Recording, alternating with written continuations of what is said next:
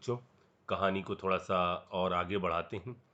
पहले मैं यहाँ पर टॉलेंस रिएजेंट जो हम लोग ने पिछले एपिसोड में देखा था उससे रिलेटेड एक नोट लिख रहा हूँ।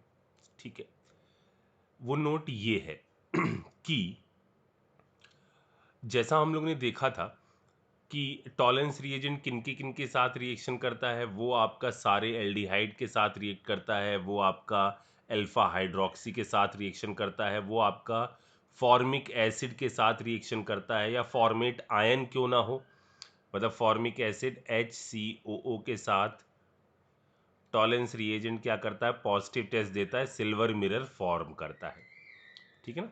तो सिल्वर मिरर फॉर्म करने में हम लोग ने ये वाला देखा था कि टॉलेंस रिएजेंट के साथ क्या होता है, सिल्वर मिरर फॉर्म होता है, पॉजिटिव टेस्ट होता है, सिल्वर मिरर बनता है। ठीक ना, SM लिख देते हैं। ठीक है, इसी तरह से यदि HCOO माइनस हो, सॉल्ट भी हो तो भी कोई फर्क नहीं पड़ेगा, इसमें भी आपका पॉजिटिव सिल्वर मिरर टेस्ट आएगा। ठीक है। अच्छा, अगला पॉइंट मैं यहाँ ये बताना चाहता हूँ कि यदि आपका फॉर्मेट ईस्टर हो, फॉर्मेट ईस्टर का मतलब इधर H होना चाहिए, इधर OR हो। ठीक है, इस पर भी यदि आपका टॉलेंस रिएजेंट की रिएक्शन कराई जाती है तो ये टेस्ट कैसा आता है, पॉजिटिव सिल्वर मिरर टेस्ट आता है। ठीक है, इसमें मैं 2 पॉइंट और मेंशन करता हूं, ये अ, मतलब कहीं पर भी पूछा जा सकता है। हाइड्राजीन हो, NH2 NH2, या ऐसे लिख दिया जाए N2H4, ये कंपाउंड हो, या आपका कंपाउंड हो NH, और यहाँ मैं बॉन्ड बना देता हूँ ऐसे, चलो ठीक है ऐसे लिख देता हूँ NH2H, ये भी आपका क्या करते हैं, पॉजिटिव सिल्वर मिरर टेस्ट देते हैं। तो ये अगर एक आध चीज़ें और बची हुई हैं वो हम लोग आगे देखेंगे जब हम लोग एल्कोहल और एसिड की रिएक्शन पढ़ेंगे, तो जो कंपाउंड बनता है ना वो भी सिल्वर मिरर टेस्ट पॉजिटिव देता है। फिलहाल आप इतनी चीज़ों को दिमाग में सेट करिए, हम आगे बढ़ते हैं और बात करते हैं जो हम लोगों ने रिएजेंट देखे हैं, जरा उनकी एक एनालिसिस करते हैं। जैसे CH3, यहाँ मैंने लिखा CH3। ठीक है बच्चों, इसके बाद मैं यहाँ पर लिख रहा हूँ एक एल्कोहल CH3 CH2OH। ठीक, यहाँ मैं लिख देता हूँ CH3 CHO, और यहाँ लिख देता हूँ मैं CH3 COOH। ठीक है। अच्छा, अब इसमें जरा सा हम देखते हैं कि हम क्या इधर से इधर कैसे जा सकते हैं, इससे इसमें कैसे जा सकते हैं। देखो, एल्केन को एल्कोहल में डायरेक्ट ऑक्सीडाइज नहीं कर सकते। ठीक है, अगर किसी कंपाउंड के पास 3 डिग्री का हाइड्रोजन है, एल्केन जनरली ऑक्सीडाइज नहीं होती, बहुत कम रिएक्टिव होती हैं। अगर कहीं पर 3 डिग्री का हाइड्रोजन है, मतलब ये वाला केस, ऐसा एक H 3 डिग्री पर जुड़ा हो, तब ऐसा होता है कि KMnO4 इसको ऑक्सीडाइज करके एक एल्कोहल बना सकता है। इसके अलावा एल्केन को डायरेक्टली आप OH में चेंज नहीं कर पाओगे, इसकी कोई डायरेक्ट रिएक्शन अपने पास नहीं है। तो सर फिर क्या कर सकते हैं, फिर आप ये कर सकते हो कि स्टेप यूज करो। डायरेक्ट नहीं है, कोई रिएजेंट नहीं, तो आप ये कर सकते हो, Br2H न्यू कर लो, एक जगह पर Br लग जाएगा। ठीक है, फिर एक्वस से एल्कोहल, एल्कोहलिक से एल्कीन, तो क्या यूज कर लो, एक्वस KOH, इससे ये कन्वर्ट हो जाएगा इसके अंदर। ठीक, अच्छा मुझे बताओ कि क्या इसको इसमें कन्वर्ट किया जा सकता है,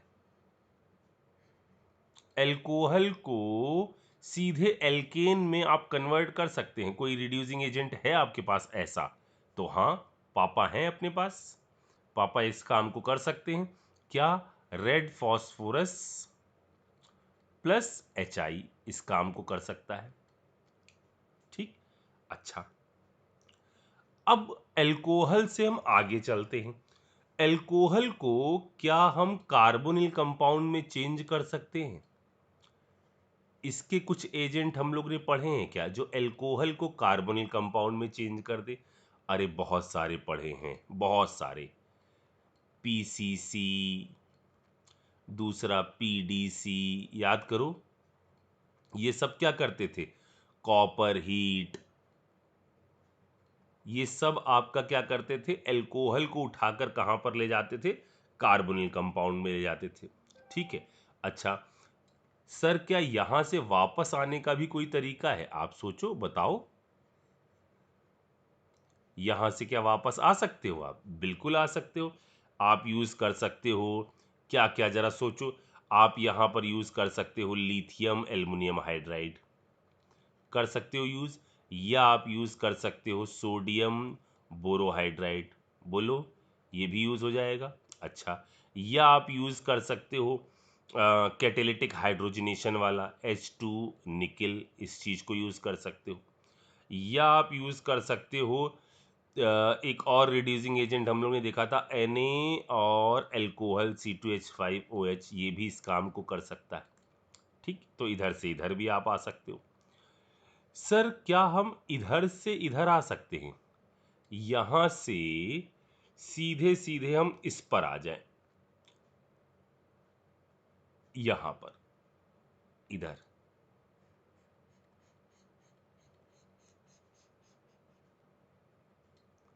तो सोचो जरा सा, क्या इस पर हम लोग इस काम को कर सकते हैं? देखो, इस काम को करने के तरीके में दो चीजें हम और इंक्लूड कर रहे हैं। ठीक है, वो दो चीजें हमारी, ये दो रिएक्शन है। एक है ZnHg, Zn और मरकरी का एमेल्गम इन प्रेजेंस ऑफ HCl। ठीक है, यहां पर रिएक्शन कहलाती है क्लेमेंशन रिडक्शन।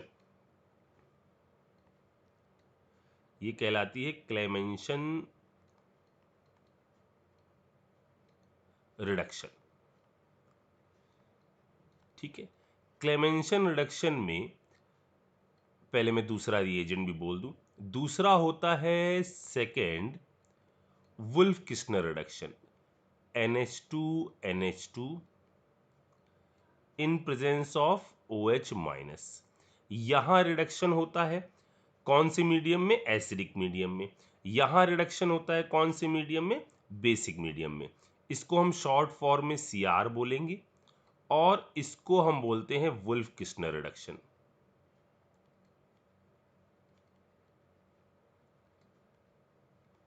ठीक है, इसको हम शॉर्ट फॉर्म में WKR बोलेंगे। ठीक, दोनों के दोनों कंपाउंड, दोनों के दोनों रिएजेंट करते क्या है? ये आपका C double bond O, carbonyl के C double bond O, aldehyde ketone कोई फर्क नहीं पड़ता, दोनों को ही किस में कन्वर्ट कर देता है? ये दोनों रिएजेंट CH2 में। बस एक चीज याद रखना, ये हम लोग आगे यूज करेंगे। ये रिडक्शन होता है कौन से मीडियम में? एसिडिक में। और इसका बाई प्रोडक्ट होता है water.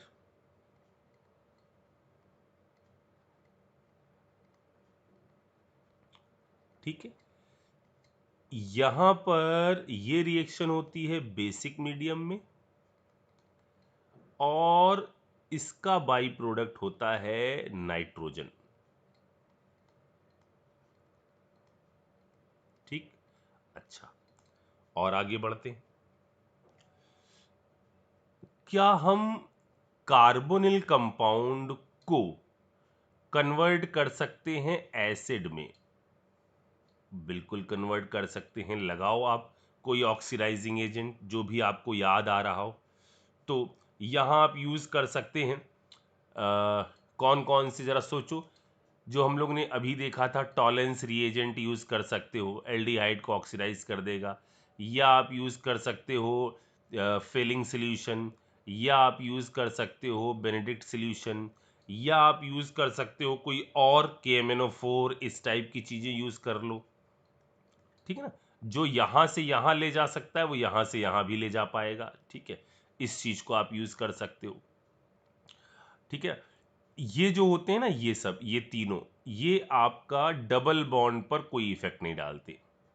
No effect on multiple bond, double triple, इन पर कोई असर नहीं डालते।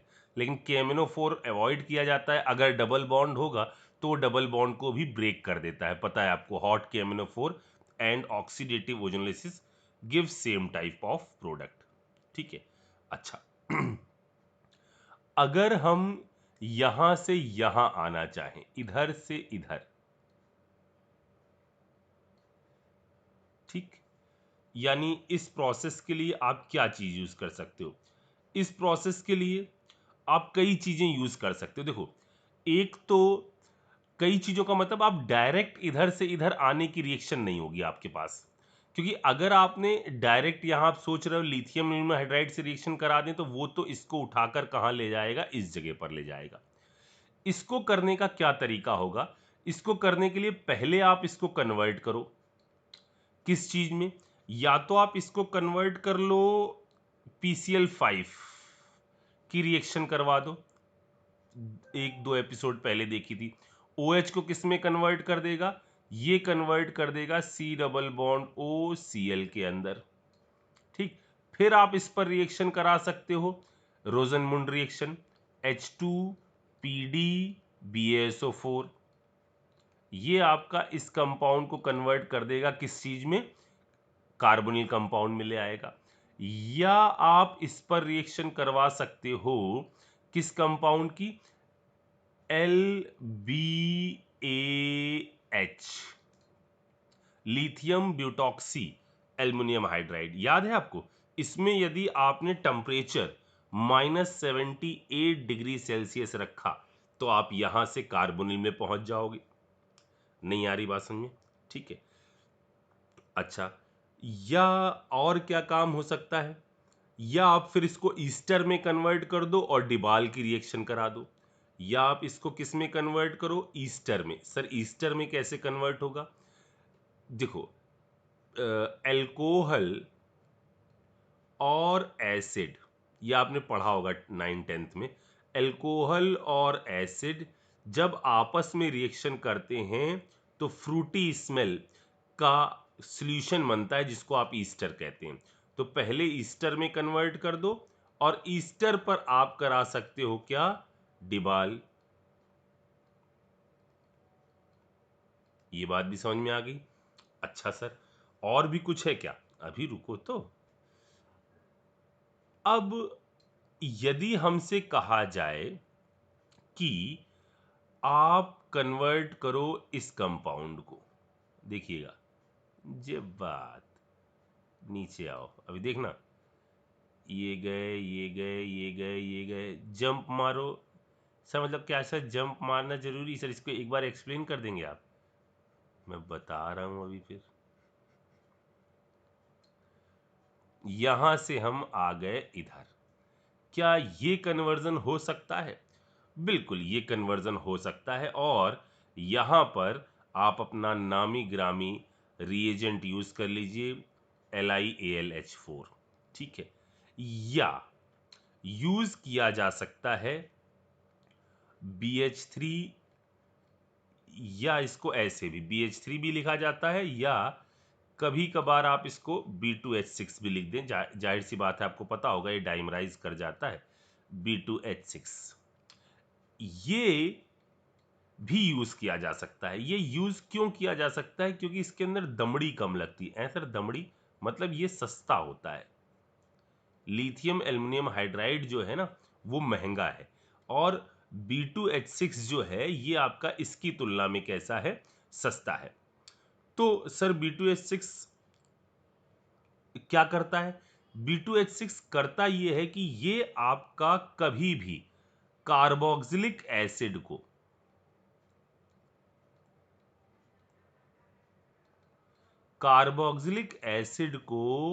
ले आता है कहां पर? कार्बोक्सिलिक एसिड को कन्वर्ट करता है किसके अंदर? एल्कोहल में, ठीक है। और कोई असर नहीं डालता। क्या ये आपका कोई असर नहीं डालता? जब कार्बोक्सिलिक एसिड से हम एल्कोहल में कन्वर्ट कर रहे हो ना, और आपने B2H6 लिया हो, तो कोई इफेक्ट नहीं डालता, no effect on cyanide group पर कोई रिएक्शन नहीं है इसकी, नाइट्रो ग्रुप पर कोई रिएक्शन नहीं है इसकी, ईस्टर पर कोई रिएक्शन नहीं है इसकी। और यदि आप बात करो कार्बोनिल कंपाउंड पर, तो कार्बोनिल कंपाउंड पर कोई रिएक्शन नहीं है। मतलब यदि आपको कहीं पर सिर्फ एसिड को ही रिड्यूस करना है और इन पर कोई असर न डालना हो, तो आप यूज करो कौन सी चीज को? डिबाल को। डिबाल कह रहे, सॉरी, BH3 या B2H6 वाले कंपाउंड को। ठीक है ना, क्योंकि ये कोई असर नहीं डालता किन चीजों पर? साइनाइड, नाइट्रो, ईस्टर और कार्बोनिल कंपाउंड पर। इन पर कोई असर नहीं पड़ता। ठीक है ना। लेकिन लेकिन लेकिन लेकिन बट ये याद रखना, बट रिएक्ट विथ